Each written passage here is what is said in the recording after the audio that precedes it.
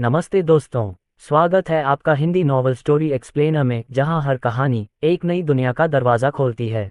यहां आपको system, romance और मैजिक जैसी अलग अलग तरह की कहानियां मिलेंगी जो आपको एक जादुई और रोमांचक सफ़र पर ले जाएंगी। तो आइए इस अद्भुत सफ़र में आगे बढ़ते हैं। अध्याय 112 उद्घाटन समारोह भाग 5। रोशनी ने फिर अर्जुन की ओर देखा और महसूस किया कि वह अभी भी भावहीन था। वह पूरी तरह ठीक था। क्या यह आदमी अपने पोकर चेहरे का अभ्यास कर रहा था? यहाँ तक कि कुबड़े आदमी के आश्चर्य का भाव भी अर्जुन के भाव से अधिक अर्थपूर्ण था। रोशनी अपनी उत्सुकता छिपा नहीं सकी और उसने हाथ बढ़ाकर अर्जुन की कमर पर हाथ मारा। आप जो फुल्लू को कैसे जानते हैं?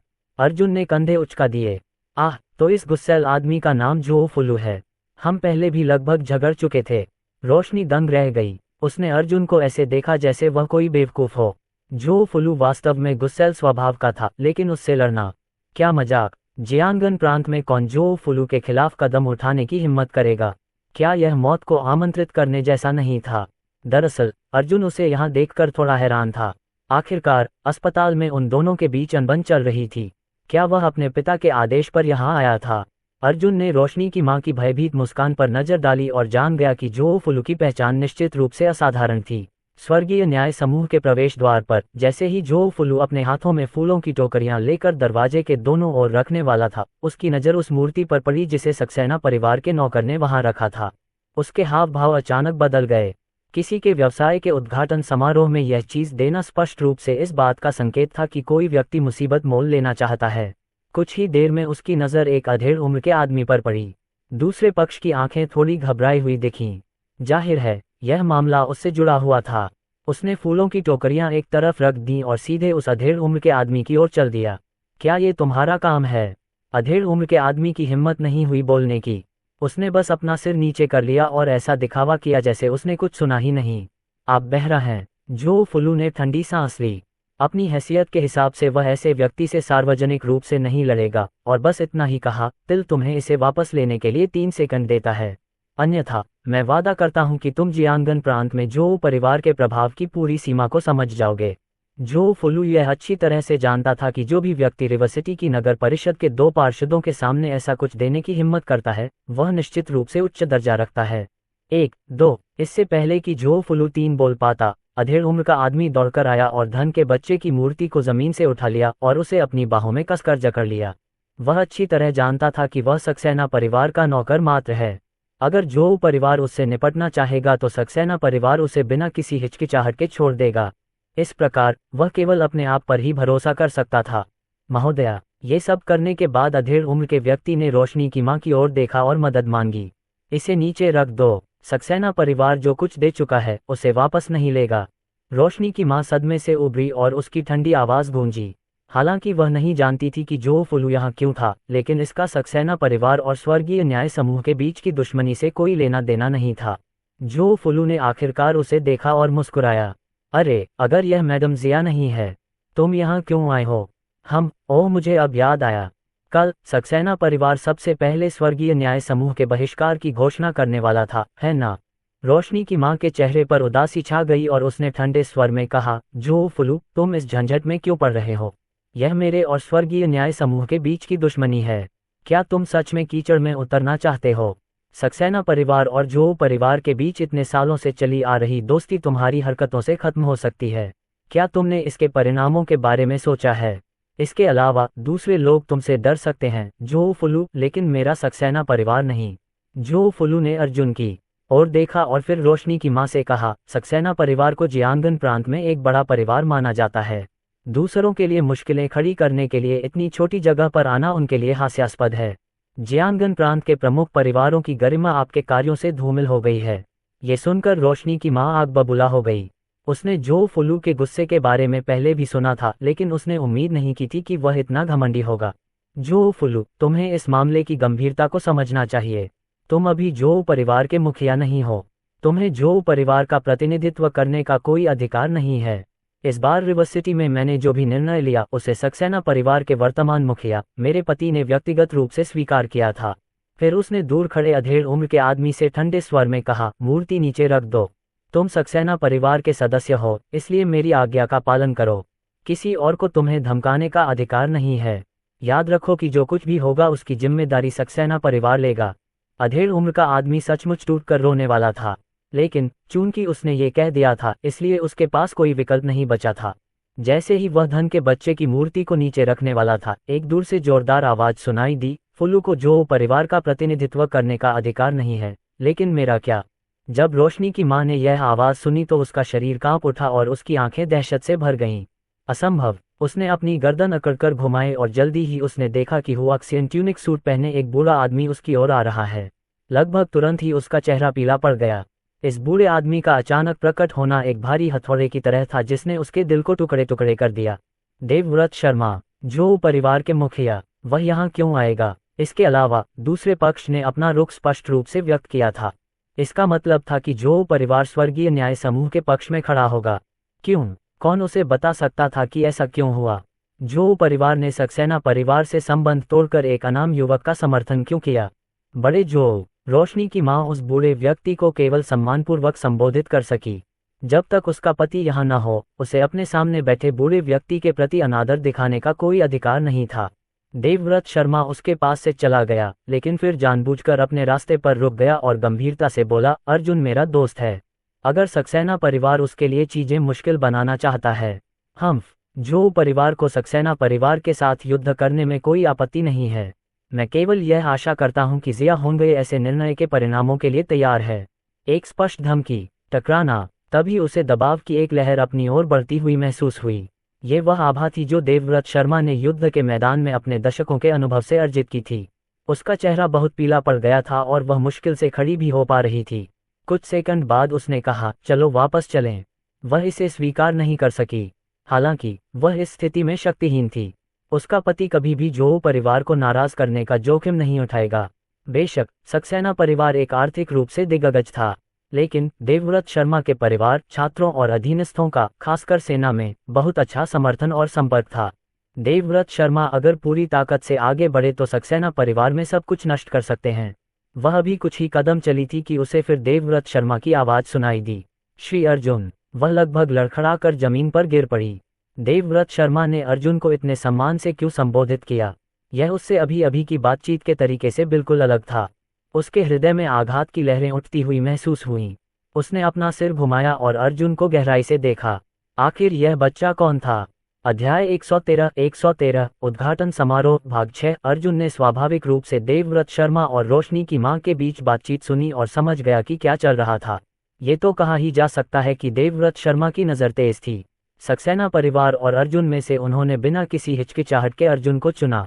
अर्जुन ने हाथ जोड़कर उनका धन्यवाद किया। अपनी उपस्थिति से हमारे उद्घाटन समारोह को सुशोभित करने के लिए धन्यवाद। जब देवव्रत शर्मा ने ये सुना तो उसने जल्दी से अपना हाथ हिलाया और कहा, अर्जुन, मजाक मत करो। अगर तुमने मुझे पिछली बार नरक के द्वार से वापस नहीं निकाला होता तो मेरे जो परिवार को बहुत तकलीफ होती। जो लोग इसके लिए आभारी हैं वे हम हैं। ये सुनकर रोशनी दंग रह गई। उन्होंने देवव्रत शर्मा को कब बचाया? रुको, वह उस स्तर के किसी व्यक्ति को कैसे बचा सकता है?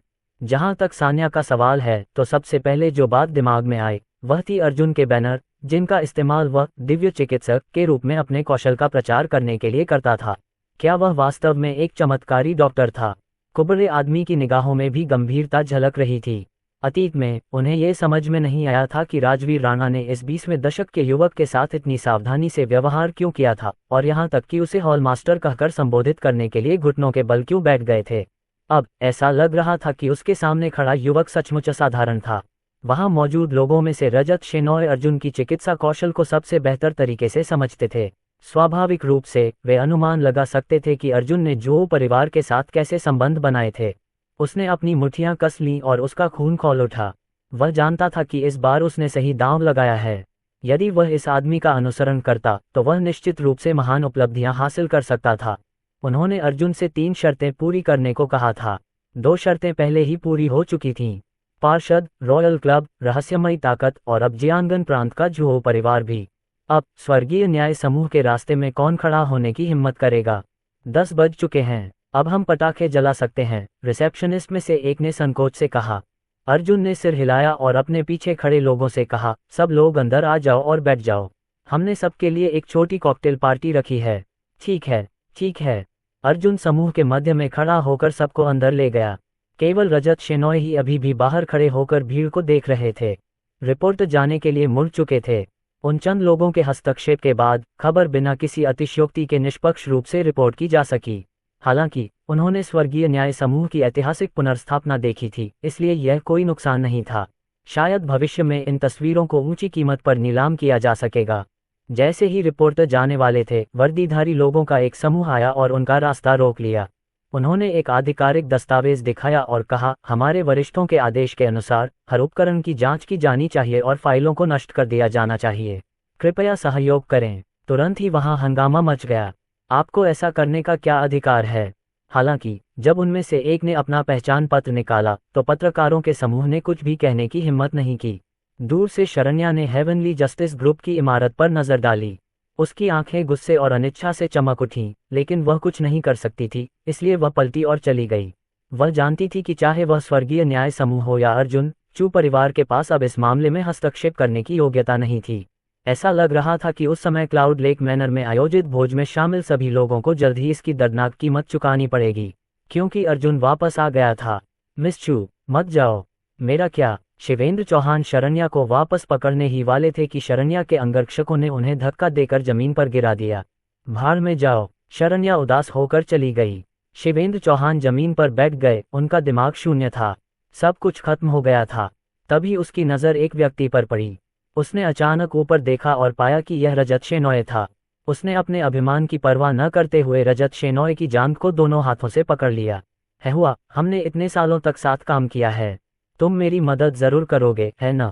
है हुआ, मैं तुमसे माफी मांगता हूँ। मैंने तुम्हारे साथ जो कुछ भी किया वह सब चू परिवार की शह पर हुआ था। तुम निश्चित रूप से मुझे दोष नहीं दोगे, है न? हम भाई हैं, है न?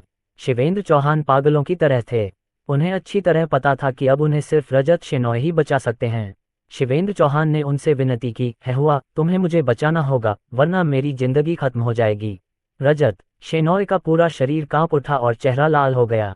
उसने शिवेंद्र चौहान को लात मारकर दूर फेंका और पूरी ताकत से दहाड़ते हुए बोला, शिवेंद्र चौहान, मैंने तुम्हें कभी भाई की तरह माना था, लेकिन तुम्हारा क्या? तुमने मुझे नीचे गिराकर लात मारने की कोशिश की। घृणित। रजत शेनॉय ने जो भी भावनाएं दबा रखी थीं, वे सब इस पल बाहर आ गईं। अगर अर्जुन न होता तो रजत शेनॉय का सब कुछ आज नष्ट हो जाता। वास्तव में जो आदमी अभी उसकी जान को सहला रहा है, वही निश्चित रूप से उसे अपमानित कर रहा होगा। शिवेंद्र चौहान अभी भी कुछ कहना चाहते थे, लेकिन रजत शेनॉय ने उन्हें बीच में ही रोक दिया। आज के बाद मेरा तुमसे कोई लेना देना नहीं है। कोई न कोई तो आएगा ही जो तुमसे निपट लेगा। इसके बाद रजत शेनॉय पलटकर चले गए। शिवेंद्र चौहान मौके पर ही रह गए। अफसोस, डर। जैसे ही वह कुछ कहने वाला था, हेवनली जस्टिस ग्रुप बिल्डिंग के बाहर अचानक सैकड़ों पटाखे फूटने लगे। हवा में जोरदार धमाके गूंज उठे, मानो रिवर सिटी में एक नए युग का सूत्रपात हो रहा हो। अर्जुन और हेवनली जस्टिस ग्रुप कॉरपोरेशन का स्वर्णिम युग अभी शुरू हुआ था। उसी समय रिवर सिटी के अंतर्राष्ट्रीय हवाई अड्डे पर जियांगडोंग एयरलाइंस का विमान SC8838 उतरा। विमान से एक अजीब समूह उतरा, जिसने राहगीरों को अपनी अनोखी पोशाक की तस्वीरें खींचने के लिए आकर्षित किया। उन सभी 8 ने ताओवादी वस्त्र और कपड़े के जूते पहने हुए थे। आगे चल रहे सफ़ेद बालों वाले बूढ़े व्यक्ति के चेहरे पर बहुत ही उदास भाव था। उसके हाथ पपड़ी से ढके हुए थे। उन्हें अपनी पीठ के पीछे रखते हुए उसने समूह का नेतृत्व किया और उसकी आभा फैल गई, जिससे राहगीरों ने उसके लिए रास्ता बना दिया। कुछ लोगों को तो ऐसा लगा कि उनकी सांसें तेज हो गई हैं और उनके चेहरे लाल हो गए हैं। Grand master chain. यहाँ पर एक मूंछ वाले व्यक्ति ने अपने हाथ में तख्ती लहराई। उस पर 4 सरल शब्द लिखे थे, रिवर सिटी का चेन परिवार। बूढ़े आदमी की आंखें सिकुड़ गईं और वह मूंछ वाले आदमी की ओर बढ़ा। मूंछ वाले आदमी ने सम्मानपूर्वक कहा, ग्रैंड मास्टर चेन, आप आखिरकार यहाँ आ गए। मेरे पिता ने आपके स्वागत में एक भोज का आयोजन किया है। जिस व्यक्ति का वह स्वागत कर रहे थे वह रिवर सिटी के चेन परिवार का मुखिया था। यद्यपि चेन परिवार ने मना कर दिया था, लेकिन ये सब इसलिए हुआ क्योंकि वह बूढ़ा व्यक्ति आसपास नहीं था। आपको ये जानना होगा कि वह बूढ़ा आदमी उस समय रिवर सिटी का पहला मार्शल आर्ट ग्रैंड मास्टर था। वह बेहद शक्तिशाली था। उस समय चेन परिवार की ताकत चू परिवार से कहीं अधिक थी। अब जबकि बूढ़े व्यक्ति ने इतने वर्षों के बाद वहुई पर्वत पर अपनी एकांत साधना पूरी कर ली थी, तो उसकी साधना का स्तर और भी अधिक भयानक होना चाहिए था। यदि चेन परिवार पर संकट न आया होता तो बूढ़ा आदमी यहाँ वापस नहीं आता। ऐसा लग रहा था कि रिवर सिटी में खून खराबा शुरू होने वाला था। अध्याय 114 उत्पाद अनुवादक एंडलेस फैंटेसी अनुवाद संपादक endless fantasy translation. River city के मायरी नाइट रेस्तरां के वीआईपी कक्ष में इन 8 लोगों को बैठाया गया और उन्हें शानदार व्यंजन परोसे गए। ग्रैंड मास्टर चेन के लिए टोस्ट। इतने सालों के बाद मैं जी रुडोंग वास्तव में आपकी प्रशंसा करता हूँ, सूट पहने एक भूरे बालों वाले व्यक्ति ने सम्मानपूर्वक कहा। उसने ग्रैंड मास्टर चेन बाओगुओ की ओर देखा। उनकी आंखों में हत्या की मंशा देखकर उसका दिल धड़क उठा। वह अच्छी तरह से जानता था कि यदि चेन बाओगुओ खेती करने के लिए वुई पर्वत पर चला गया तो चेन परिवार पहले ही रिवर सिटी की सीमाओं को छोड़कर जियांगन प्रांत के खेल के मैदान में प्रवेश कर चुका होगा। उन्होंने सोचा कि इतने वर्षों तक पहाड़ पर साधना करने के बाद चेन बाओगुओ किस स्तर तक पहुंच गया होगा। संभवतः वह जियांग परिवार के जियांग युवानली के बराबर था। भले ही जी रुडोंग उसके लिए टोस्ट का प्रस्ताव रख रहा था, चेन बाओगुओ ने इसे पूरी तरह से अनदेखा कर दिया। टोस्ट स्वीकार करने के लिए कप उठाने के बजाय उसने जी रुडोंग को घूरते हुए कहा, जांच कैसी चल रही है? मेरे चेन परिवार के वंशजों को किसने मारा? रिवर सिटी में ऐसा करने की हिम्मत किसने की? उसकी आवाज़ ठंडी थी और पूरा कमरा उसकी हत्या की मंशा से भर गया था। जी रुडोंग और मूंछ वाले आदमी के चेहरे पीले पड़ गए थे। उन दोनों ने बाकी 7 लोगों की तरफ देखा। ये स्पष्ट था कि उनमें से हर कोई विशेषज्ञ था। ऐसा लग रहा था कि चेन बाओगुओ इस बार खून खराबे के लिए तैयार होकर आया था। जी रुडोंग ने गहरी सांस ली और जल्दी से कहा, ग्रैंड मास्टर चेन, मेरा जी परिवार पिछले कुछ दिनों से इस मामले की जांच कर रहा है। हमने जांच करने के लिए रिवर सिटी के पुलिस बल की शक्ति का भी इस्तेमाल किया, लेकिन किसी कारण से उस दिन के बारे में सब कुछ सील कर दिया गया है। इस तरह आपके पोते को मारने वाले व्यक्ति का निश्चित रूप से एक मजबूत समर्थन है। पापा, चेन बाओगुओ ने अपनी हथेली मेज पर पटकी, जिससे वह टूट गई। खाने की सारी प्लेटें शोर मचाते हुए जमीन पर गिर गईं। जी रुडोंग, मैं कोई बहाना नहीं सुनना चाहता। मैं सिर्फ हत्यारे का नाम जानना चाहता हूँ। चेन बाओगुओ खड़ा हो गया और उस आदमी को घूरने लगा। जब तक जी रुडोंग उसे संतोषजनक जवाब नहीं देता, वह मर जाएगा। जी रुडोंग के पैर डर से कांप रहे थे। वह स्वयं एक प्राचीन मार्शल कलाकार था, लेकिन वह जानता था कि वह चेन बाओगुओ का मुकाबला नहीं कर सकता। उसने जल्दी से अपनी जेब से एक फोटो निकाला और सावधानी से उसे सौंप दिया। ग्रैंड मास्टर चेन, हालांकि इसकी जांच करना आसान नहीं था, लेकिन अपने संपर्कों के जरिए मैं ये पता लगाने में कामयाब रहा कि राहुल ने मरने से पहले कुछ दुश्मन बनाए थे। उनमें से ये बच्चा सबसे बड़ा संदिग्ध है। हालांकि कोई निर्णायक सबूत नहीं है। चेन बाओगुओ ने अपने हाथ में लिए फोटो पर नजर डाली, जो निस्संदेह अर्जुन के चेहरे की फोटो थी। उन्होंने भौहें सिकुड़कर आश्चर्य से कहा, ये लड़का सिर्फ 20 साल का लग रहा है। वह मेरे चेन परिवार के सदस्य को कैसे मार सकता है? क्या उसके पीछे कोई मार्शल आर्ट परिवार है? जी रुडोंग ने बार बार अपना सिर हिलाया। ग्रैंड मास्टर चेन, इस बच्चे का नाम अर्जुन है। आपके बेटे और पोते की मृत्यु से पहले वे इस बच्चे से भिड़ गए थे। इसके अलावा ऐसा कहा जाता है कि यह बच्चा बेहद शक्तिशाली है। हालांकि हमारी नवीनतम जानकारी के आधार पर ग्रैंड मास्टर चेन, इस बच्चे के खिलाफ कार्रवाई करना नासमझी होगी। ऐसा लगता है कि उसे जियांगन प्रांत के जो परिवार का समर्थन प्राप्त है। चेन बाओगुओ की आंखें सिकुड़ गईं और वह दहाड़ते हुए बोला, मुझे ये बताने की जरूरत नहीं है कि मुझे क्या करना है। कुछ ही क्षणों बाद एक भयानक शक्ति भड़क उठी और जी रुडोंग का सिर जमीन पर गिर गया। टूटी हुई मेज पर ताज़ा खून के धब्बे लग गए। यह एक चौंकाने वाला दृश्य था। जब मूंछ वाले आदमी ने यह दृश्य देखा तो वह तुरंत घुटनों के बल बैठ गया। ग्रैंड मास्टर चेन, कृपया शांत हो जाइए। चेन बाओगुओ ने ठंडी सांस ली। जैसे ही वह आगे बढ़ने वाला था, वीआईपी कमरे का दरवाजा खुला और एक बूढ़ा आदमी छड़ी लेकर अंदर आया। यह एल्डर मिंग था, जिसे उस समय अर्जुन ने अपंग बना दिया था। चेन बाओगुओ जब एल्डर मिंग को देखा तो दंग रह गया। तुम नहीं मरे। एल्डर मिंग ने अपनी छड़ी फेंक दी और चेन बाओगुओ के सामने घुटने टेक दिए। मास्टर, मैं युवा मास्टर की रक्षा करने में असफल रहा। चेन बाओगुओ ने जल्दी से एल्डर मिंग को उठाया। उसे ये देखकर आश्चर्य हुआ कि एल्डर मिंग की साधना बाधित हो गई थी।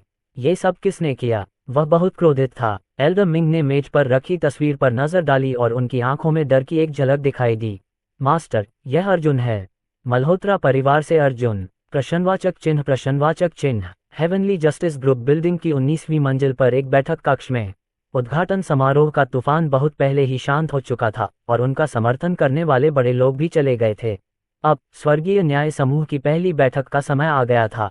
बैठक की मेज के दोनों ओर 5-5 लोग बैठे थे और वे सभी रजत शेनॉय द्वारा नियुक्त किए गए विशिष्ट व्यक्ति थे। इसके अलावा रोशनी और सान्या भी यहाँ थीं। चूंकि उसके कारण उन्हें मैग्निफिसेंट ग्रुप में उनके पदों से हटा दिया गया था, इसलिए अर्जुन ने उन दोनों की जिम्मेदारी लेने का वादा किया था। हालांकि स्वर्गीय न्याय समूह की स्थापना अभी अभी हुई थी, जो परिवार के समर्थन से सक्सेना परिवार निश्चित रूप से उनके साथ खिलवाड़ करने की हिम्मत नहीं करेगा। अर्जुन बीच में बैठा था और बिना कुछ बोले उसकी निगाहें पूरे कमरे पर घूम रही थीं। माहौल बहुत भारी था, क्योंकि यहाँ मौजूद अधिकांश लोग सुबह देखी गई चौंकाने वाली घटनाओं से अभी तक उबर नहीं पाए थे। वे अच्छी तरह जानते थे कि सुबह जो कुछ भी हुआ था वह इसी युवक का काम था। यही कारण था कि वे इस व्यक्ति को नाराज करने के डर से कुछ भी खुलकर कहने में झिझक रहे थे। क्या आपके पास समूह के विकास के बारे में कहने के लिए कुछ नहीं है? अर्जुन ने गंभीरता से पूछा। रोशनी ने कहा, अब मैं सिर्फ यही जानना चाहती हूँ कि हेवनली जस्टिस ग्रुप का कारोबार क्या होगा। ऐसा नहीं लगता कि अभी तक बिक्री के लिए कोई उत्पाद तैयार है। इसी बात को लेकर वह सबसे ज्यादा चिंतित थी। भले ही अर्जुन को जियांगन प्रांत के जोहो परिवार का समर्थन प्राप्त हो, फिर भी वह हमेशा जोहो परिवार पर निर्भर नहीं रह सकता था। रजत शेनॉय ने भी भौहें सिकोड़ी। श्रीमान अर्जुन, ये भी एक समस्या है जिसके बारे में मैं सबसे अधिक चिंतित हूँ। यदि आपके पास कोई योजना तैयार नहीं है तो हमें संभवतः अन्य कंपनियों में निवेश करने का रास्ता अपनाना होगा। हालांकि इस पद्धति का उपयोग करके आधे साल में ज़िया फाइनेंशियल ग्रुप को पकड़ना निस्संदेह असंभव है। ये वास्तविकता थी और उसे यह कहना ही था। जब उन अभिजात वर्ग के लोगों को पता चला कि लक्ष्य आधे साल में ज़िया फाइनेंशियल ग्रुप की बराबरी करना है, तो वे आश्चर्य से दंग रह गए। इस लक्ष्य का क्या मतलब था? ये तो कतई असंभव था। जब उन्होंने अर्जुन को देखा तो उन्हें तुरंत लगा कि वह तो दूसरी पीढ़ी का धनी उत्तराधिकारी है, तथा पहले जो लोग आए थे वे उसके परिवार के संबंधों के कारण आए थे। ऐसा कोई तरीका नहीं था जिससे उनके जैसा स्टार्टअप ज़िया फाइनेंशियल ग्रुप के साथ प्रतिस्पर्धा कर सके। अर्जुन ने अपनी आंखों में चंचल चमक के साथ सबकी ओर देखा। हमारे हेवनली जस्टिस ग्रुप को उत्पादों के लिए दूसरी कंपनियों पर निर्भर रहने या उनमें निवेश करने की जरूरत नहीं है। हम अपना खुद का व्यवसाय करेंगे और यह बहुत लाभदायक होगा।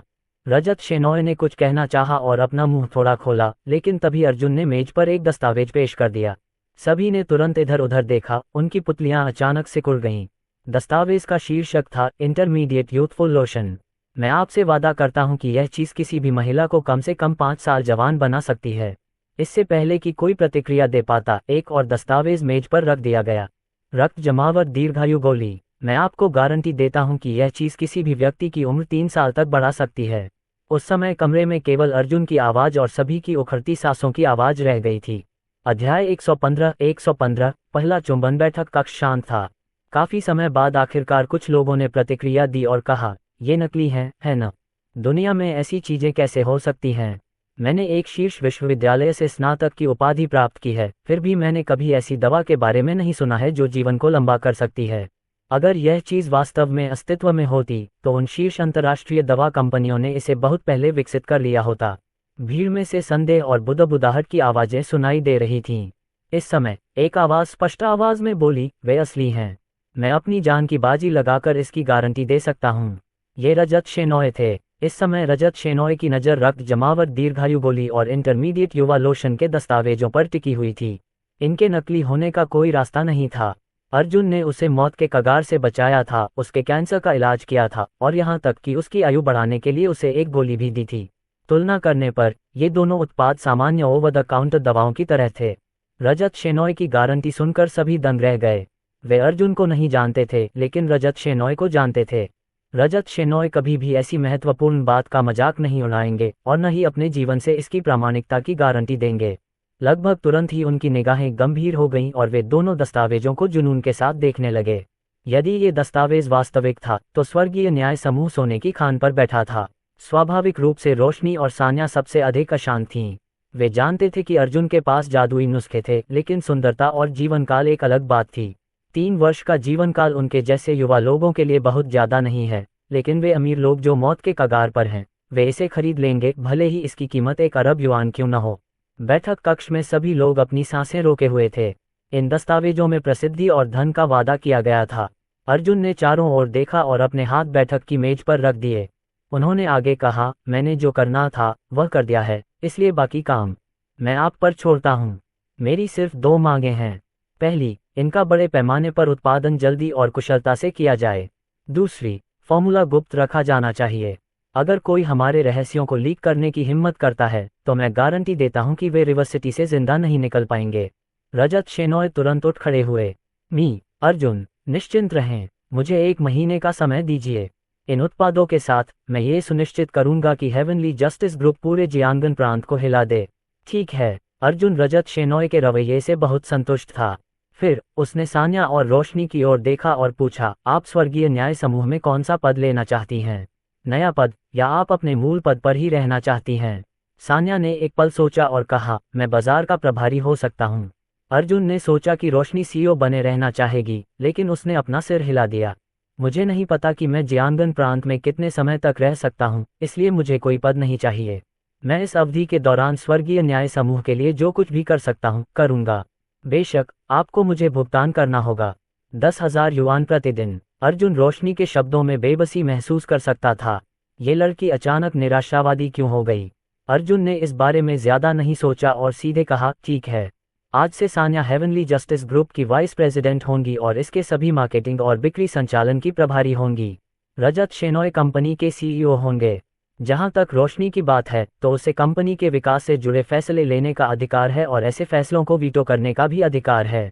अगर किसी को कोई आपत्ति नहीं है, तो बैठक स्थगित की जाती है।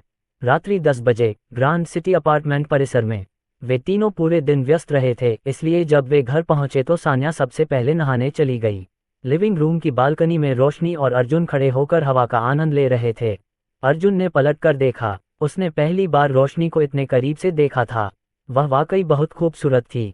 हालांकि अर्जुन महसूस कर सकता था कि रोशनी की भावनाएं उथल-पुथल की स्थिति में थीं। अर्जुन, मैं वास्तव में तुम्हारे बारे में बहुत उत्सुक हूँ। रोशनी ने पूछा, पिछले 5 सालों से तुम कहाँ थे? तुम इतने बदल कैसे गए? मेरी जांच के अनुसार तुम पहले कोई नहीं थे। खैर, कम से कम कोई उल्लेखनीय व्यक्ति तो नहीं थे। अर्जुन ने कुछ नहीं कहा। उसने चुपचाप सिगरेट जलाए और पीने लगा। तभी एक सुंदर हाथ आगे बढ़ा और अर्जुन की सिगरेट छीन ली। उसने धीरे से कहा, इसे मत पीना, ये तुम्हारे शरीर के लिए अच्छा नहीं है। अर्जुन को समझ नहीं आ रहा था कि हंसे या रोए। एक साधक के रूप में सिगरेट के हानिकारक प्रभावों से उस पर कोई असर नहीं हो सकता था।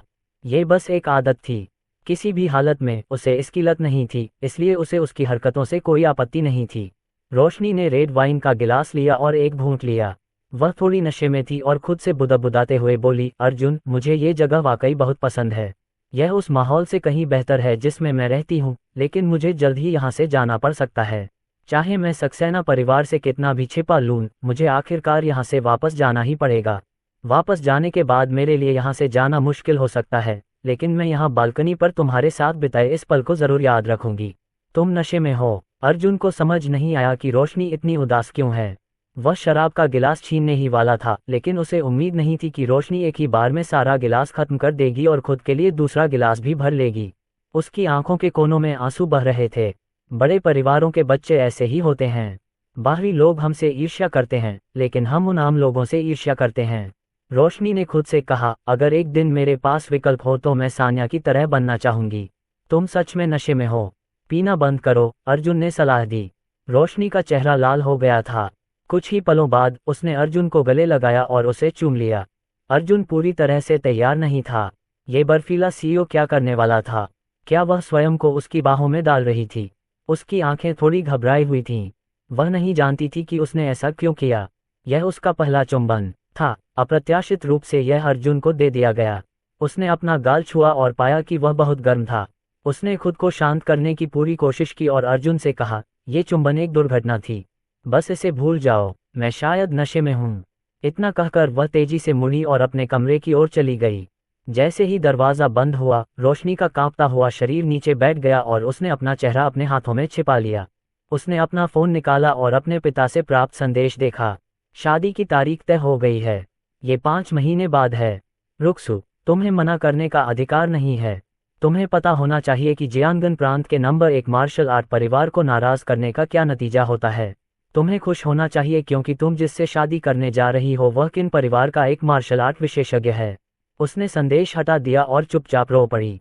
अध्याय 116 वांग यूहिंग भाग 1। अर्जुन को पता नहीं था कि रोशनी के साथ क्या हुआ था और वह बालकनी में एक और सिगरेट पी रहा था जब उसने सान्या को उन्हें बुलाते हुए सुना। मेरा काम हो गया, अब कौन नहाएगा? सान्या ने पजामा पहना हुआ था और उसके बाल थोड़े गीले थे। जब वह अपने कमरे में गई तो उसे पता चला कि रोशनी अंदर है और उसने उससे पूछा कि क्या वह नहाना चाहती है। रोशनी ने कर्कश स्वर में उत्तर दिया कि उसकी तबीयत ठीक नहीं है और वह बाद में नहाएगी, इसलिए सान्या ने अर्जुन की ओर देखा और कहा, लगता है कि अगला नंबर तुम्हारा है। रुक्सू के इस्तेमाल के लिए थोड़ा गर्म पानी छोड़ना याद रखना। अर्जुन ने सिर हिलाया, फिर अपने कमरे से कपड़े लेकर बाथरूम की ओर चला गया। उसी समय सान्या को एक फ़ोन आया। उसे आश्चर्य हुआ कि यह कॉल झांग आंटी की थी। पिछली बार जब वह अर्जुन के साथ वहां खाना खाने गई थी तो उसने उस बूढ़े दंपति को अपना नंबर छोड़ दिया था। ऐसा कहने के बाद आंटी झांग ने उसे क्यों बुलाया? Hello aunty Jhang. 1 मिनट बाद टकराना। अर्जुन ने बाथरूम में अपनी शर्ट उतारी ही थी कि उसे एहसास हुआ कि सान्या ने बाथरूम का दरवाजा धक्का देकर खोल दिया है। सान्या, ये यौन उत्पीड़न है, अर्जुन ने मजाक में कहा। यह मजाक करने का समय नहीं है, कुछ बड़ा हुआ है। जल्दी करो और अपने कपड़े पहनो, हमें अब निकलना होगा, सान्या ने बेचैनी से कहा। अर्जुन ने देखा कि सान्या ने अपना पजामा उतार दिया था और जाने के लिए तैयार हो गई थी। क्या हुआ, तुम इतनी जल्दी में क्यों हो? अर्जुन ने अपने कपड़े पहनते हुए पूछा। मैं तुम्हें कार में बताऊंगा। कुछ ही देर बाद सान्या ने एक टैक्सी बुलाई और ड्राइवर से कहा, हमें जियानबेई विश्वविद्यालय जाना है। जितनी जल्दी हो सके उतना अच्छा है। ठीक है। ड्राइवर ने एक्सीलेटर दबाया और कार तेजी से भाग गई। अर्जुन ने सान्या की ओर देखा और भौहें सिकोड़ लीं। क्या आप मुझे बता सकते हैं कि अभी क्या हो रहा है? सान्या के चेहरे पर गंभीरता थी और उसने धीरे से कहा, तुम्हें अभी भी वांग यूहेंग याद है ना? बेशक मुझे याद है। क्या वह अंकल वांग और आंटी झांग का बेटा नहीं है? उस समय वह हमसे 1 साल छोटा था और हमेशा मुझे भाई चेन कहता था। उस समय जब मैं सभी से अलग थलग था, वह अकेला व्यक्ति था जो मुझसे संपर्क बनाए रखता था। मैं उससे मिलने की योजना बना रहा हूँ, लेकिन अभी तक समय नहीं मिला है। वह अभी भी विश्वविद्यालय में पढ़ रहा है न? अर्जुन वास्तव में वांग यूहेंग के प्रति कुछ हद तक आभारी था।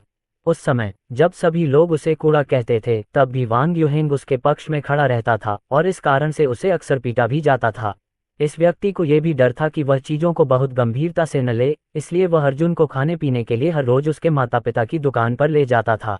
ये भी एक कारण था कि अर्जुन आंटी झांग और अंकल वांग के करीब था। वांग यूहेंग सान्या के बाद रिवर सिटी में उनका दूसरा दोस्त था। क्या गलत है? क्या वांग यूहेंग जियांगबेई विश्वविद्यालय में नहीं पढ़ रहा था? सान्या ने अपना फोन कसकर पकड़ लिया और कहा, वांग यूहेंग को पीटा गया और उसका हाथ तोड़ दिया गया। अर्जुन ने जब ये सुना तो वह दंग रह गया। उसके दिल में तुरंत ही एक जलता हुआ गुस्सा भर गया। वह जिस वांग यूहेंग को जानता था वह ईमानदार, होशियार और परवाह करने वाला था। ऐसे व्यक्तित्व के साथ उसके लिए पिटाई की संभावना नहीं थी, खासकर उसके हाथ तोड़ने की हद तक तो नहीं। ये किसने किया? सान्या को अर्जुन के गुस्से का अंदाजा था और उसने तुरंत कहा, हमें अभी तक नहीं पता कि कौन और क्यों। जल्दबाजी मत करो, अर्जुन ने अपने मन में क्रोध को दबाते हुए कठोर स्वर में कहा। तो क्या उसे अस्पताल में नहीं होना चाहिए? हम विश्वविद्यालय क्यों जा रहे हैं? सान्या ने अपने फोन से हवा में मुक्का मारा। इसी बात पर उसे सबसे ज्यादा गुस्सा आया। मैंने आंटी झांग से सुना कि वांग यूहेंग को दूसरे पक्ष ने विश्वविद्यालय में बंधक बना रखा है। कोई एम्बुलेंस नहीं बुलाई गई और विश्वविद्यालय को भी बंद कर दिया गया। ऐसा लगता है कि जिस व्यक्ति ने उसे पीटा है उसका कुछ प्रभाव है। क्या? प्रश्नवाचक चिन्ह। जियांगबेई विश्वविद्यालय। सान्या और अर्जुन कार से बाहर निकले और तेजी से विश्वविद्यालय के प्रवेश द्वार की ओर बढ़े। हालांकि रात हो चुकी थी, लेकिन परिसर में अभी भी रोशनी थी। सबसे महत्वपूर्ण बात यह थी कि परिसर के अंदर से चीखें आती हुई सुनाई दे रही थीं। किसी को भी प्रवेश करने से रोकने के लिए प्रवेश द्वार पर 6 या 7 सुरक्षा गार्ड तैनात थे। जब उन्होंने अर्जुन और सान्या को आते देखा तो उन्होंने जल्दी से कहा, मुझे अपना स्टूडेंट आईडी दिखाओ। सान्या ने मुस्कुराते हुए सुरक्षा गार्ड से कहा, अंकल, हम अपने छात्र पहचान पत्र नहीं लाए हैं। कृपया अपवाद बनाए। छात्रावास जल्द ही बंद हो जाएगा और हमारे क्रेडिट कार्ड लिए जाएंगे। बस हमें देखिए, हम स्पष्ट रूप से छात्र हैं। अगर कोई और समय होता तो स्कूल के सुरक्षा गार्ड निश्चित रूप से अपवाद करते, लेकिन उस समय अंदर कुछ बड़ा चल रहा था और स्कूल प्रशासन ने उन्हें आदेश दे रखा था कि किसी भी बाहरी व्यक्ति को अंदर न आने दिया जाए। इसलिए वे बहुत सख्त थे। नहीं, आप बिना स्टूडेंट आईडी के अंदर नहीं जा सकते। अपनी पहचान साबित करने के लिए अपने काउंसलर या शिक्षक को बुलाएं। सान्या अवाक रह गई। ऐसा लग रहा था कि नर्म रुख काम नहीं करेगा। चलो चलें, तुम उनके साथ अपना समय क्यों बर्बाद कर रहे हो? अर्जुन की ठंडी आवाज सुनाई दी। फिर वह सीधे अंदर चला गया। रुकना। कुछ सुरक्षा गार्ड अर्जुन को रोकने ही वाले थे कि अचानक उसने एक कदम आगे बढ़ा दिया। हवा की एक अदृश्य लहर ने तुरंत सुरक्षा गार्डों को कई कदम पीछे धकेल दिया। अब बगवा। जब सुरक्षा गार्डों को होश आया तो उन्होंने अपनी कमर पर लगे डंडे खींचे और अर्जुन पर हमला करने ही वाले थे कि उन्हें रोक दिया गया। ऐसा लग रहा था जैसे उनके शरीर में पत्थर पड़ गए हों। आखिर यहाँ क्या हो रहा था? अर्जुन सीधे प्रवेश द्वार के पास गया और दोनों हाथ द्वारों पर रख दिए। लोहे के द्वारों को खोलते ही उसके शरीर में शक्ति का संचार हुआ।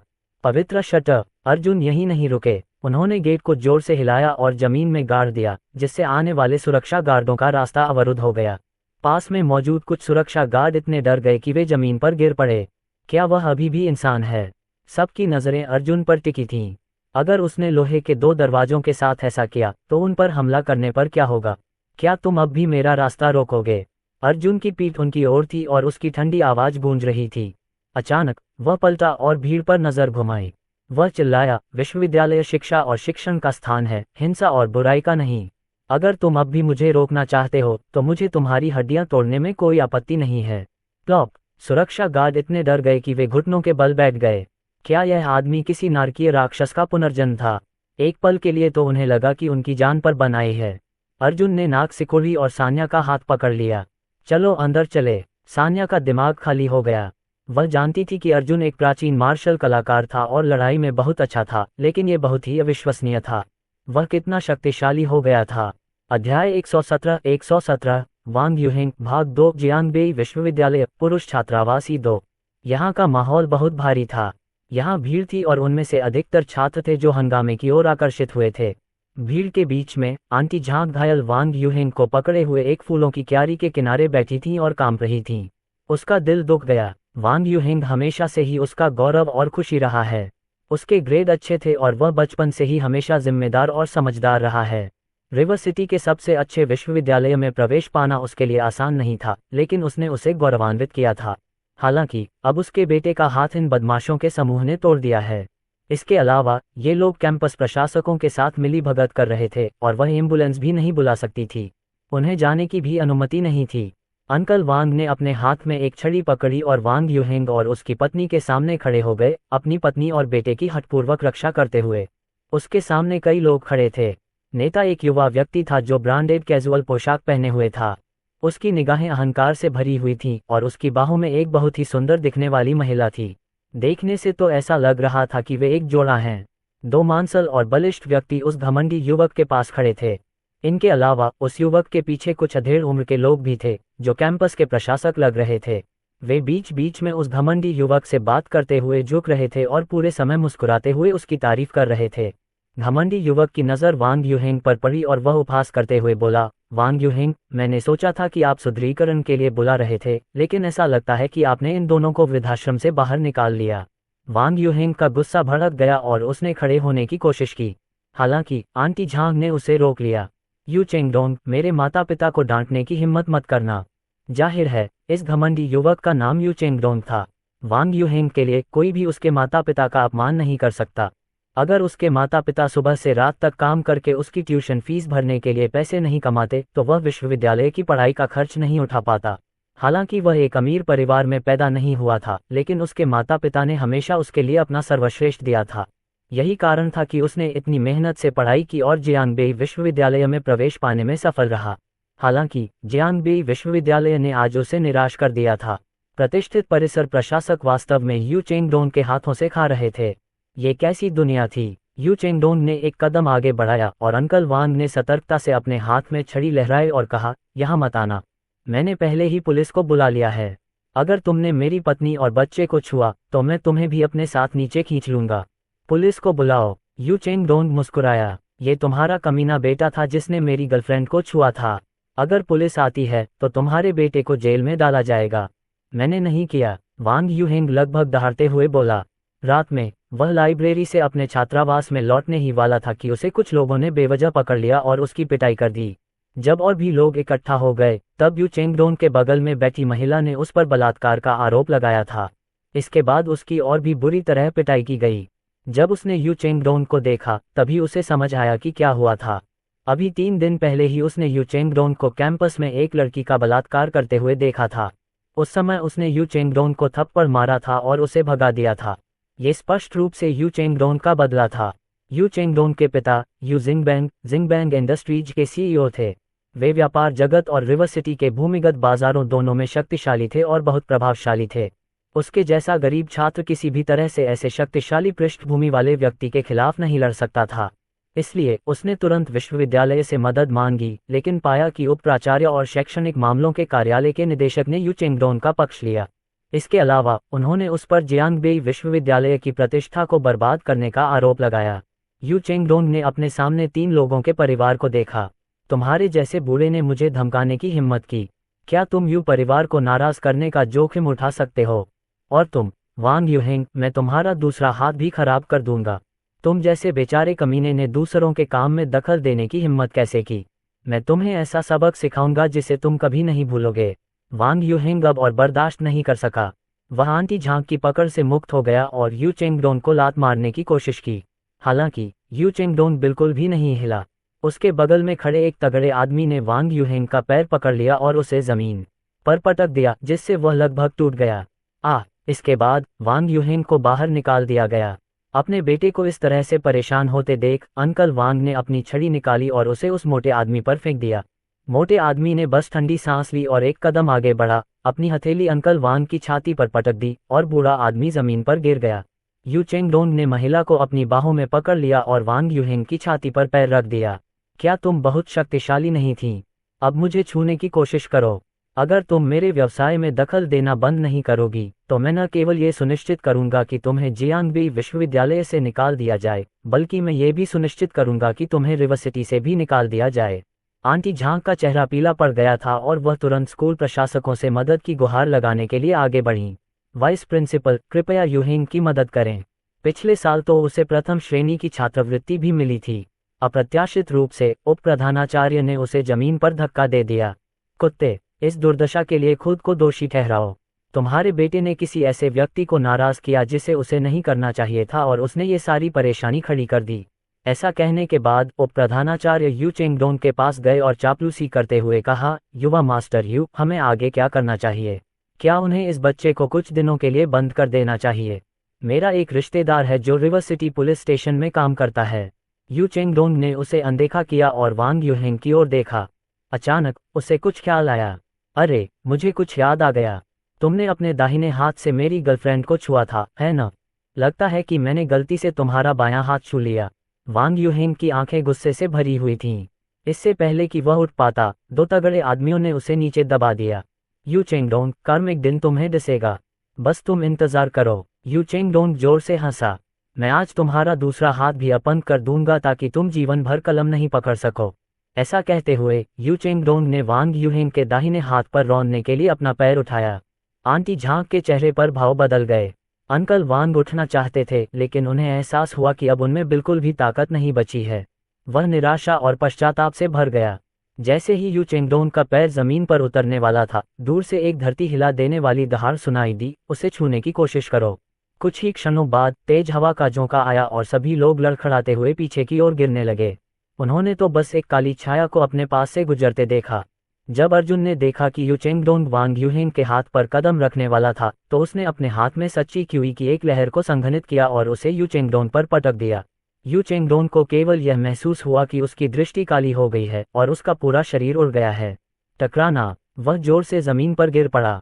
अध्याय 118 मारपीट भाग 1। अर्जुन ने जमीन पर पड़े 3 लोगों पर नजर डाली और जल्दी से अंकल वांग और आंटी झांग को ऊपर उठाया। शुक्र है कि दोनों बुजुर्गों को ज्यादा चोट नहीं आई। फिर उन्होंने वांग यूचन को एक तरफ ले जाकर चिंता से पूछा, यूहेंग, तुम्हें कैसा लग रहा है? वांग यूहेंग कुछ देर तक अर्जुन को देखता रहा, फिर उसे अचानक एहसास हुआ कि वह कौन था। आप भाई चेन हैं, आप वापस आ गए। अर्जुन ने सिर हिलाया। हालांकि उसने जल्द ही वांग यूहेंग के दूसरे टूटे हुए हाथ और उसके चेहरे पर चोट के निशान देखे, साथ ही यह भी देखा कि उसका शरीर खून से लथपथ था। यदि वह समय रहते वहां नहीं पहुंचता तो परिणाम अकल्पनीय होते। यदि वांग यूहेंग के दोनों हाथ अपंग हो जाएं, तो पिछले 10 वर्षों में उसके सारे प्रयास व्यर्थ हो जाएंगे। उसने एक बार निराशा का अनुभव किया था, इसलिए वह किसी और से बेहतर जानता था कि वांग यूहेंग इस समय क्या दर्द महसूस कर रहा था। फिर भी कैंपस प्रशासकों ने चीजों को इस स्तर तक कैसे पहुंचने दिया? क्या वे अब भी स्वयं को शिक्षक कह सकते हैं? कचरा। इसके अलावा इस भीड़ ने पूरे समय मदद के लिए कुछ भी नहीं किया था। क्या ये देश के भविष्य की स्थिति थी?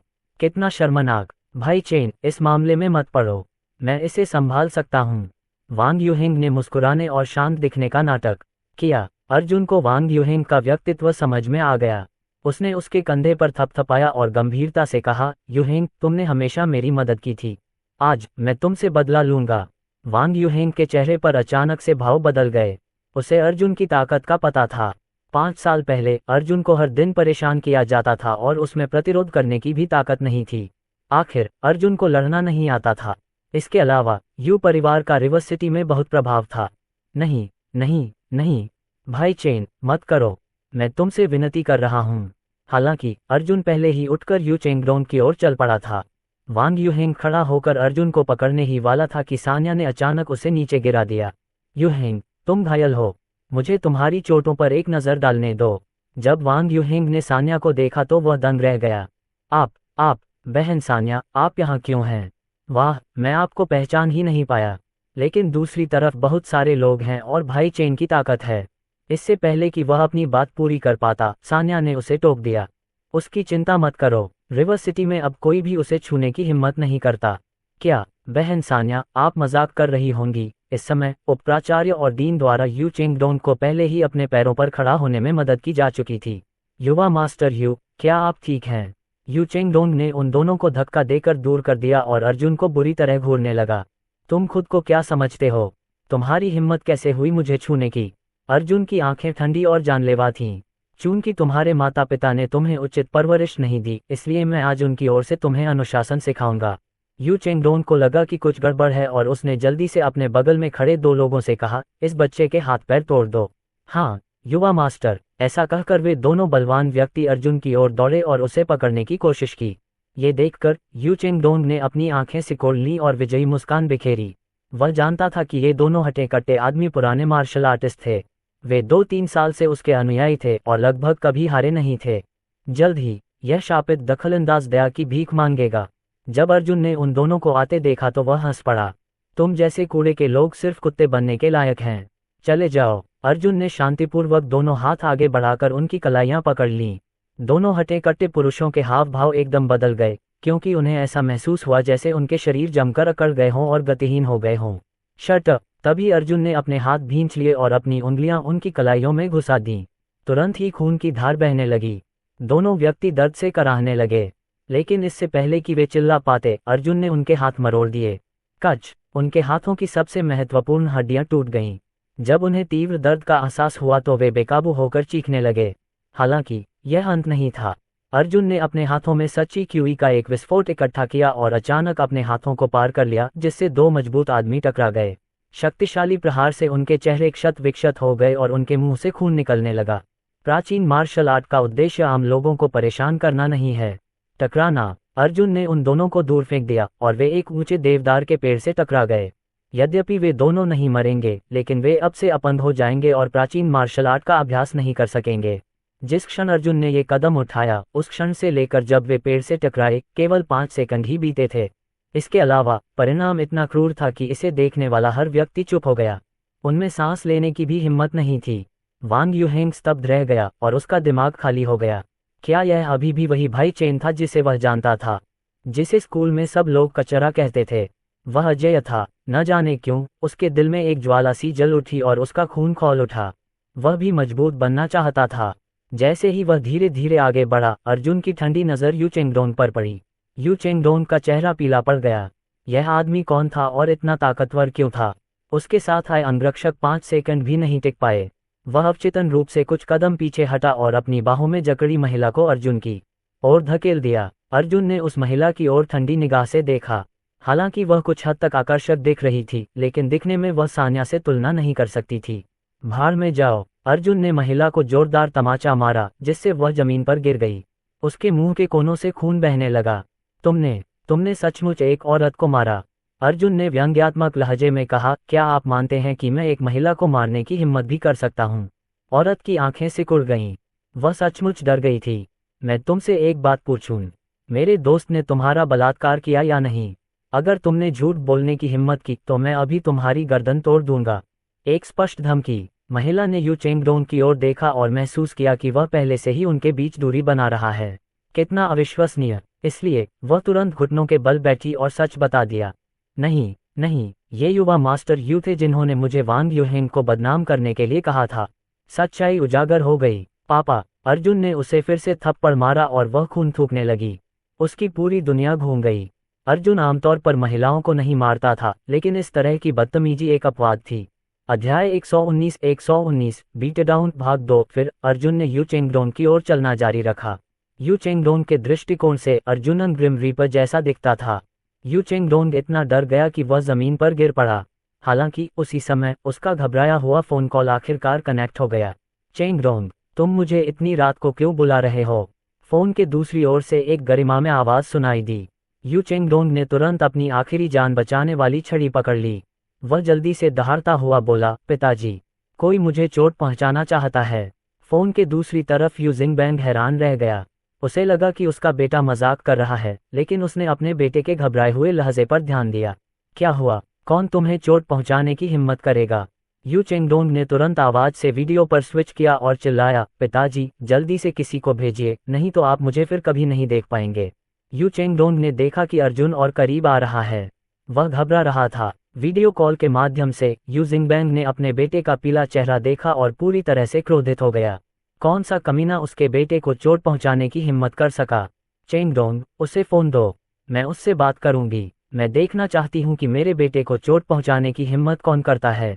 ठीक है। यू चेंगडोंग ने जल्दी से अपना फोन उठाया और कैमरा अर्जुन की ओर घुमा दिया।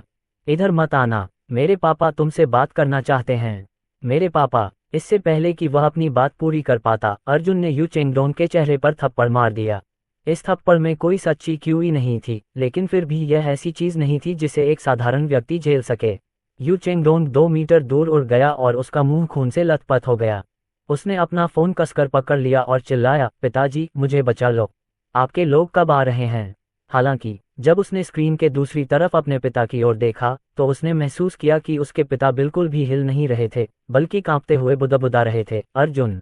यू जिंगबैंग ने आज सुबह स्वर्गीय न्याय समूह के उद्घाटन समारोह को देखा था और वह अर्जुन का चेहरा कभी नहीं भूल पाएगा। पिताजी, आप क्या कर रहे हैं? यू चेंगडोंग ने घबराहट में कहा। अगले ही पल फोन से एक चौंकाने वाली गर्जना आई। यू चेंगडोंग, क्या तुम मौत को दावत दे रहे हो? तुमने स्वर्गीय न्याय समूह के उस व्यक्ति को कैसे नाराज किया? मेरे पास तुम्हारे जैसा बेटा नहीं है।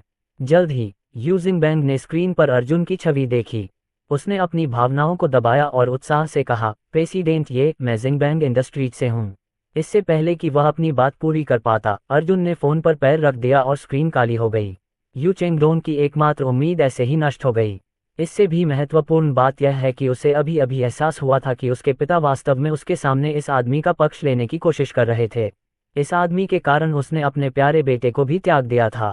ये कैसे संभव हुआ? इससे पहले कि वह कुछ प्रतिक्रिया दे पाता, अर्जुन की ठंडी आवाज गूंज उठी। लगता है तुम्हें लोगों के अंत तोड़ना पसंद है। शायद तुम्हें खुद इसका अनुभव करना चाहिए। जैसे ही उसने बोलना समाप्त किया, अर्जुन ने यू चेंगडोंग की बांह पर पैर रख दिया। दरार! यू चेंगडोंग पागलों की तरह चिल्लाया। वह भागना चाहता था, लेकिन उसने पाया कि एक अदृश्य शक्ति उसे रोक रही थी। इसके तुरंत बाद एक और क्रैक की आवाज आई। उसका दूसरा हाथ भी टूट गया था। अर्जुन को लोगों को सताना पसंद नहीं था। यह उसके समय की बर्बादी थी। हालांकि वह क्रोधित था, क्योंकि अगर वह नहीं आता तो उसका दोस्त अपंग हो जाता। इसके अलावा वांग यूहेंग, आंटी झांग और अंकल वांग की एकमात्र उम्मीद थे। अगर वह अपंग हो गए तो ये पूरे परिवार के लिए विनाशकारी झटका होगा। दर्शकों ने भी देखा कि यू जिंगबांग के रवैये में अचानक क्या बदलाव आया था, और वे जानते थे कि उनके सामने खड़ा युवक उनकी कल्पना से कहीं अधिक भयानक था। यू चेंगडोंग पहले ही बेहोश हो चुका था, इसलिए अर्जुन ने उसे अनदेखा कर दिया। उसने भव्य सिंह को बुलाया और वांग यूहेंग के पास गया, जो अभी भी स्तब्ध था। भाई चेन, आप? अर्जुन मुस्कुराया और वांग यूहेंग का घायल हाथ उठा लिया। इससे थोड़ा दर्द होगा, सहन करो। फिर उसने कलाई को थोड़ा सा घुमाया और हड्डी को ठीक किया। उसी समय सच्ची क्यूई की एक धारा वांग यूहेंग के हाथ में बह गई। एक गर्म ऊर्जा ने चोट के चारों ओर खुद को लपेट लिया और दर्द को कम करने में मदद की। वांग यूहेंग ने यह भी देखा कि वह अब अपना हाथ थोड़ा हिलाने में भी सक्षम था। मैं तुम्हारे लिए कुछ दवा लिखूंगा। कुछ दिनों तक इसे खाओ और तुम ठीक हो जाओगे। अगर तुम चिंतित हो तो तुम एक्सरे के लिए अस्पताल जा सकते हो। 5 साल पहले वांग यूहेंग ने दयालुता से उसकी रक्षा की थी। 5 साल बाद अर्जुन को अंततः उसका कर्ज चुकाने का मौका मिला। जब वांग यूहेंग की चोटें ठीक हो गईं, तो अर्जुन ने उन्हें कुछ मानसिक साधना तकनीकें और मार्शल आर्ट तकनीकें भी सिखाईं, ताकि यदि उनका इरादा साधना के मार्ग पर चलने का हो तो वे उनका अभ्यास कर सकें। बेशक ये सब वांग यूहेंग की अपनी पसंद पर निर्भर करता था। अध्याय 120 हत्या की साजिश। रिवर सिटी स्थित चेन परिवार का विला रात में खूब जगमगाता रहता था। चेन बाओगुओ ने अर्जुन के बारे में दी गई सारी जानकारी देखी और भौहें सिकोड़ लीं।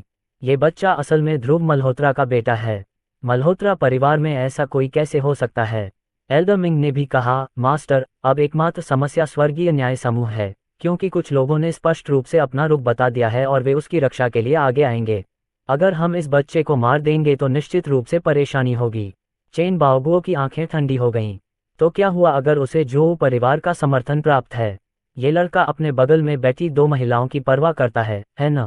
मैं खुद उनका अपहरण कर लूंगा और उसके सामने उन्हें मार डालूंगा। मैं उसे सच्ची निराशा का अनुभव कराऊंगा। एल्डर मिंग ने देखा कि बूढ़ा आदमी पहले से ही गुस्से में अंधा हो चुका था। जल्दी से कुछ सोचते हुए उसने कहा, मास्टर, मेरे पास एक तरकीब है। हम न केवल इस बच्चे को सबके सामने मार सकते हैं और अपने चेन परिवार की शान स्थापित कर सकते हैं, बल्कि हम उन लोगों को बदला लेने से भी रोक सकते हैं। बोलना। चूंकि वह बच्चा एक प्राचीन मार्शल कलाकार है, तो आप उसे आपसे लड़ने के लिए मजबूर करने के लिए जीवन मृत्यु द्वंद्व चुनौती का उपयोग क्यों नहीं करते? यदि आप उसे द्वंद्व में मार देते हैं तो कोई भी कुछ नहीं कह पाएगा। मास्टर की ताकत से आप उसे आसानी से मार पाएंगे। चेन बाओगुओ की आंखें चमक उठीं, लेकिन उसने कुछ सोचा और कहा, मैं वास्तव में इस बच्चे को कुचल सकता हूं, लेकिन वह ये भी जानता है, अगर उसके पास एक भी काम करने वाला मस्तिष्क कोशिका है तो वह चुनौती स्वीकार नहीं करेगा। एल्डर मिंग ने दुष्टता से मुस्कुराते हुए कहा, यह निर्णय लेना उसके हाथ में नहीं है। अगर हम उसे उसके साथ मौजूद महिलाओं के सामने धमकाएंगे तो वह चुनौती स्वीकार करने के लिए मजबूर हो जाएगा।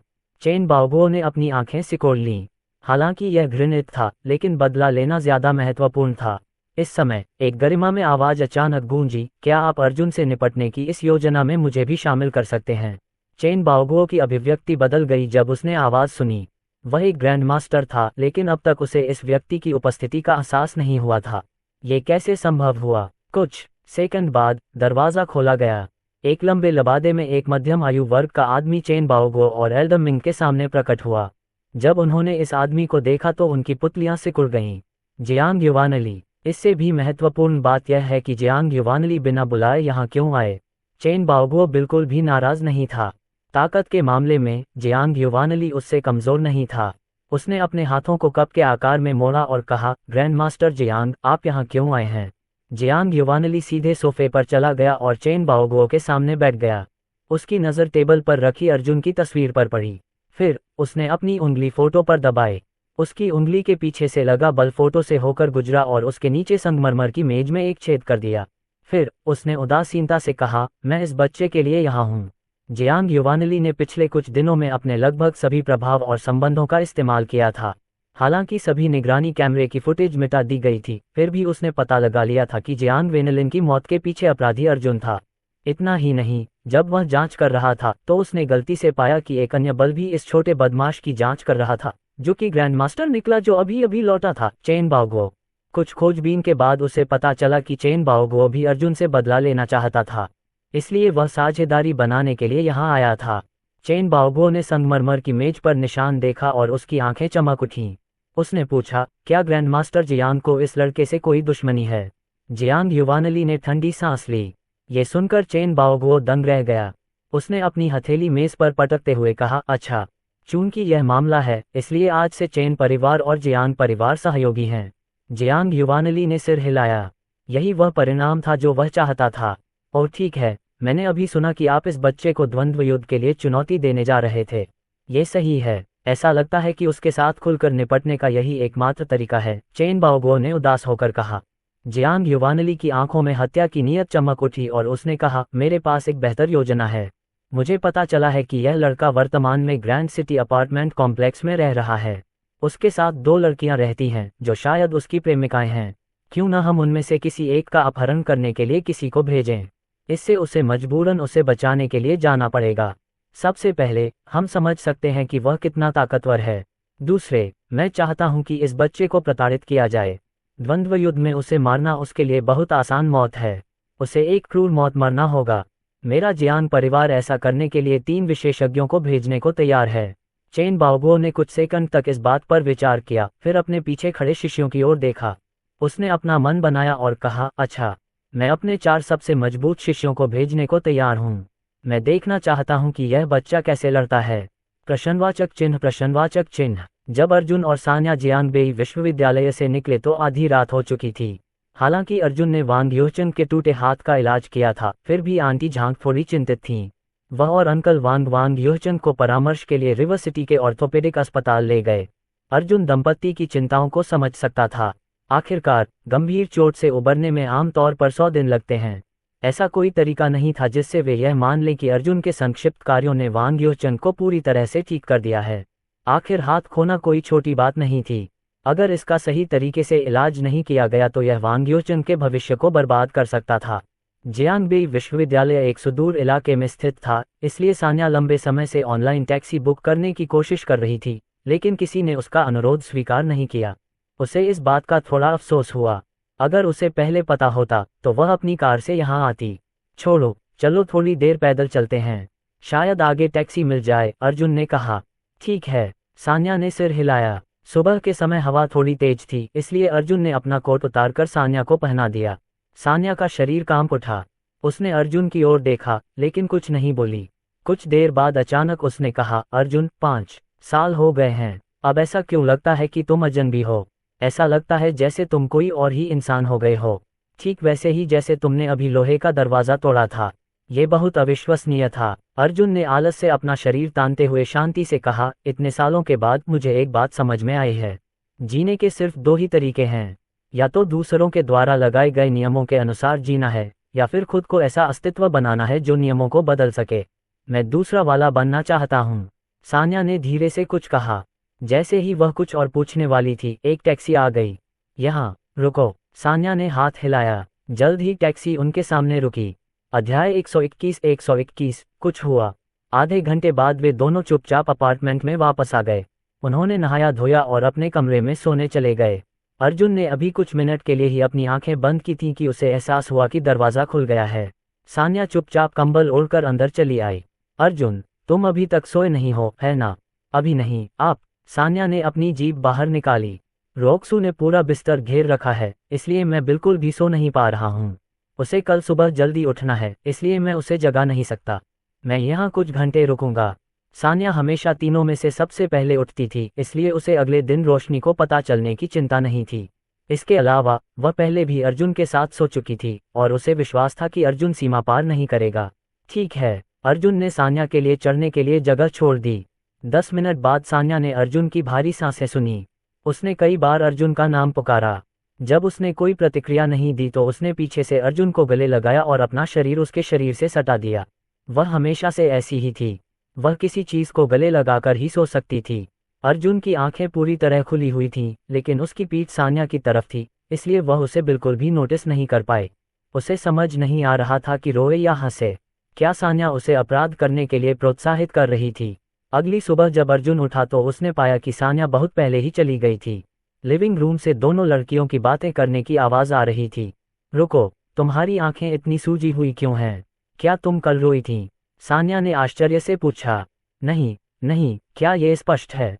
रोशनी जल्दी से बाथरूम में देखने गई। दरअसल उसकी आंखें सूजी हुई थीं। रोक्सू, क्या हुआ? क्या किसी ने तुम्हें धमकाया या कुछ हुआ है? रोशनी ने जवाब दिया, नहीं, मेरी आंखें थोड़ी सूखी हैं क्योंकि मैं कल बालकनी में थी। जब उसने अर्जुन को कमरे से बाहर आते देखा तो वह जल्दी से कमरे में भागी और बोली, आज मेरी तबीयत ठीक नहीं है, इसलिए मैं हेवनली जस्टिस ग्रुप में नहीं जाऊंगी। मैं घर पर ही रहूंगी और कॉर्पोरेशन के विकास और संचालन की योजना बनाऊंगी। मैं बाद में सान्या से इस बारे में चर्चा करूंगी। ठीक है, अर्जुन ने जवाब दिया। अब चूंकि कंपनी के पास सान्या और रजत शेनॉय के साथ साथ बेहतरीन उत्पाद भी थे, इसलिए जब तक सब कुछ ठीक से क्रियान्वित होता, निगम का विकास और उत्थान अपरिहार्य था। सुबह 9 बजे अर्जुन और सान्या अपार्टमेंट से निकल गए। सान्या स्वर्गीय न्याय समूह में चली गई, जबकि अर्जुन ने वांग यूहेंग से मिलने की तैयारी की। उसने वह साधना विधि भी लिख ली थी जो उसे लगा कि आम लोगों के लिए सबसे उपयुक्त है। यदि वांग यूहेंग वास्तव में साधना के लिए उपयुक्त था, तो यह उसे खुद की रक्षा करने की क्षमता देने के लिए पर्याप्त होगा। आखिरकार अर्जुन इतने भाग्यशाली तो नहीं होंगे कि हर बार समय पर प्रकट हो सकें। जब वे जियांगबेई विश्वविद्यालय पहुंचे तो अर्जुन को देखकर सुरक्षा गार्डों के चेहरे पर मुस्कान आ गई। चारों सुरक्षा गार्डों ने अर्जुन के लिए नया गेट खोलने की पहल भी की। उनके तेवर बिल्कुल अलग थे। अर्जुन सीधा छात्रावास में वांग यूहेंग को खोजने गया। कल की घटना के बाद से जियांगबेई विश्वविद्यालय के लगभग सभी छात्र वांग यूहेंग को देखकर अपना सिर नीचे कर लेते थे। उन्हें डर लगता था कि कहीं वे उसे नाराज न कर दें। कुछ ही देर बाद पुरुष छात्रावास की छत पर अर्जुन ने वांग यूहेंग के बाएं हाथ की ओर देखा जो प्लास्टर में था और पूछा, अस्पताल ने क्या कहा? वांग यूहेंग ने अपना सिर खुजलाया। मुझे लगा कि मेरा हाथ जरूर टूट गया है, लेकिन अस्पताल ने कहा कि यह सिर्फ मामूली मोच है। मेरी मां को इस पर यकीन नहीं हुआ। उसने मुझे 3 स्कैन करवाने को कहा और डॉक्टर को लगभग नाराज कर दिया। नतीजा वही था। मेरी मां ने कहा कि यह एक चमत्कार था। वह आज सुबह मंदिर गई थी, लेकिन मैं अच्छी तरह जानता हूं कि यह तुम्हारी वजह से हुआ होगा, भाई चेन। ओह, तुम इतने आश्वस्त क्यों हो? अर्जुन आश्चर्यचकित था। भाई चेन, मैं कह सकता हूं कि अब आप स्वभाव और ताकत दोनों के मामले में अलग हो गए हैं। वैसे मैंने अपनी मां से सुना है कि आप 5 साल पहले सेना में भर्ती हुए थे। क्या ये सच है? वांग यूहेंग ने पूछा। अर्जुन ने कोई जवाब नहीं दिया। इसके बजाय उसने वांग यूहेंग की ओर देखा और गंभीरता से कहा, क्या तुम भी मेरे जैसे मजबूत बनना चाहते हो? बिल्कुल कल की तरह। वांग यूहेंग दंग रह गया। उसने अपनी लार निगल ली और जोर से सिर हिलाया।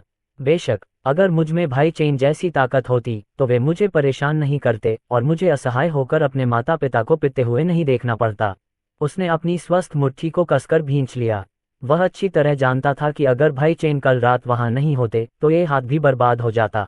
अर्जुन इस जवाब से बहुत संतुष्ट हुआ। उसने जो मैनुअल तैयार किया था उसे निकालकर वांग यूहेंग को दे दिया।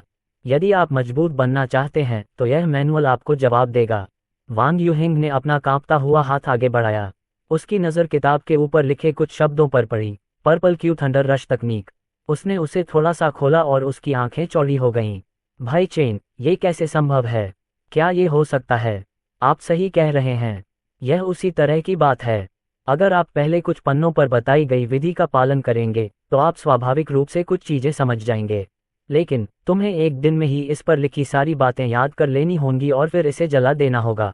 कोई भी इसके बारे में नहीं जान सकता, समझे? समझा। अंत में मुझे आपको कुछ याद दिलाना चाहिए। मार्शल आर्ट और साधना का मार्ग आपके विचार से कहीं ज्यादा खतरनाक है। मुख्य बात यह है कि अपने दाव हृदय का पोषण और सुरक्षा करें।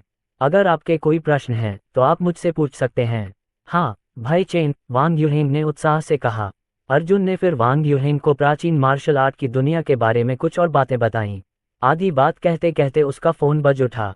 ये राजवीर राणा था। क्या हुआ? अर्जुन ने फोन उठाया। हॉल मास्टर, कुछ बड़ा हुआ है। लिंक्डइन को सजा मिलनी चाहिए। फोन के दूसरी तरफ से राजवीर राणा की आवाज आई।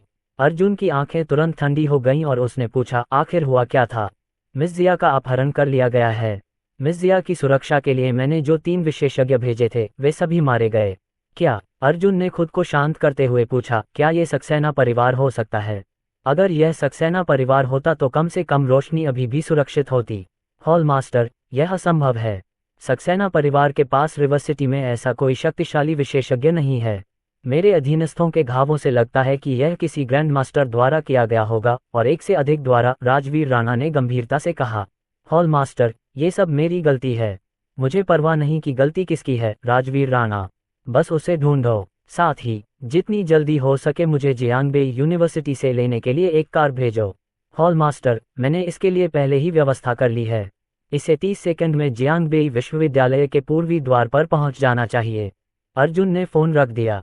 वांग यूहेंग को आभास हो गया कि अर्जुन के साथ कुछ गड़बड़ है और वह इसके बारे में पूछने ही वाला था कि तभी अर्जुन अचानक छत से नीचे कूद गया। भाई चेन, आप। इससे पहले कि वह अपनी बात पूरी कर पाता, वांग यूहेंग ये देखकर चौंक गया कि अर्जुन पहले ही जमीन पर गिर चुका था और वह केवल एक काली छाया को स्कूल के पूर्वी गेट की ओर भागते हुए देख सकता था। क्या वह अभी भी इंसान है?